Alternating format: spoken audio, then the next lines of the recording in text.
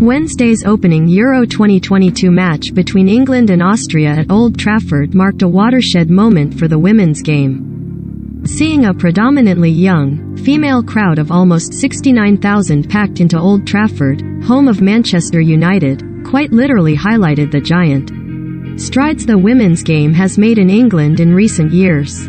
Twitter. Due to your consent preferences, you're not able to view this.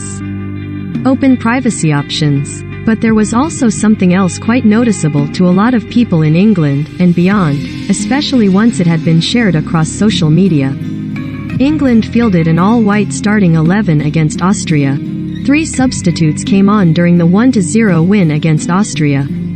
They were also white, leaving many ethnically diverse women and girls wondering where they quite fit in during a tournament aiming to inspire a generation. England 1-0 Austria. Match report. Listen. Women's Euros. All you need to know. How diverse is Euro 2022? The tournament hasn't yet revealed any figures based on diversity, and Sky Sports News has contacted each of the participating football associations to request this information. Germany told Sky Sports News they had 2 ethnically diverse footballers in their squad. Iceland and Belgium both reported 1 player. Austria do not have any non-white players in their squad. But in the opening set of matches ahead of the weekend, there was a distinct lack of visible ethnic diversity on the field. Twitter. Due to your consent preferences, you're not able to view this. Open privacy options. Twitter. Due to your consent preferences, you're not able to view this. Open privacy options. Twitter. Due to your consent preferences, you're not able to view this. Open privacy options. How does Euro 2022's lack of diversity compare? Research presented by Leon Mann MBE at the D-Word 4 conference held by the Black Collective of Media in Sport offers some context to England's numbers. Mann revealed that Gareth Southgate's England squad for last summer's men's Euros featured 11 players out of 26 to 42% of black or mixed heritage. Twitter. Due to your consent preferences, you're not able to view this. Open privacy options. According to the Black Footballers Partnership, co-founded by QPR duo Les Ferdinand and Chris Ramsey, ex-Birmingham and Derby fullback Michael Johnson and former top-flight women's player Eartha Pond, some 43% of players in the Premier League are black. The Shemaisky report commissioned by the Black Football Partnership shows a massive drop-off when it comes to representation away from the field. But when it comes to the Women's Super League, the top division of women's football in England, the Professional Footballers Association last week revealed just 29 out of the WSL's 300 players, 9.7%, are from a diverse ethnic background.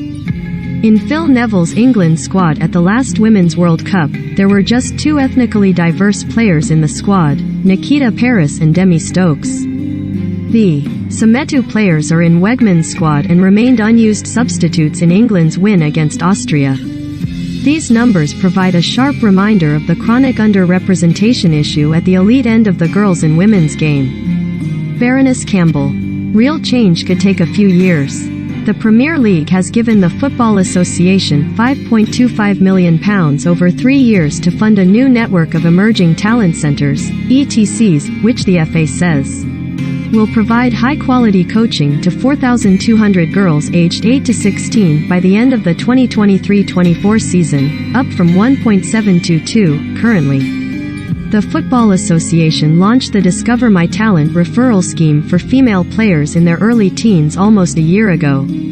Speaking to Sky Sports News about Discover My Talent a few days before the start of the tournament, Baroness Sue Campbell, the FA's Director of Women's Football, said if they are able to make the scheme inclusive, then the process to accelerate players coming through who are from diverse ethnic backgrounds may take a few years. Expanding on her desire to see real change in terms of ethnic diversity at elite level, Baroness Campbell added, "We want it to be representative of the society we live in, and therefore, yes, we want it to feel and look different." Twitter. Due to your consent preferences, you're not able to view this. Open privacy options. And that adage has been used a million times. If you can't see it, you can't be it. We realize that.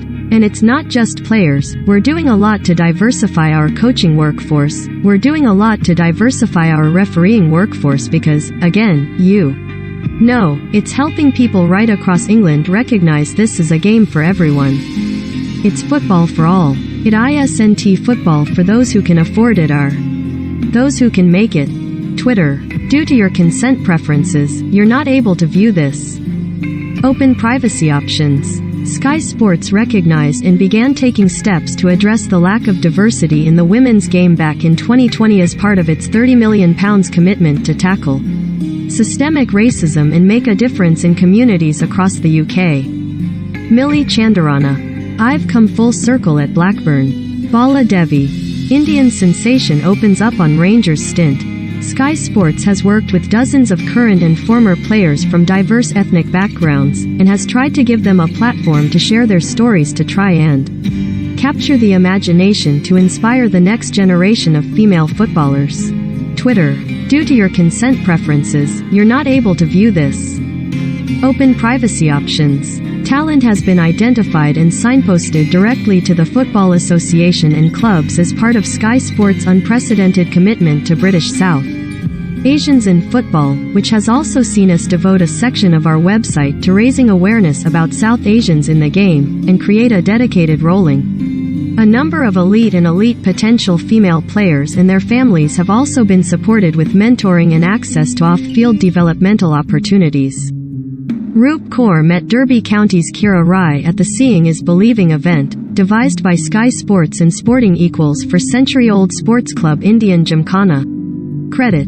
Dev Trehan. Earlier this year, Sky Sports also partnered with the country's largest sports race equality charity, Sporting Equals, which has seen us support participation across the country, including devising the Seeing is Believing event for century-old West London sports club Gymkhana. British South Asians in football.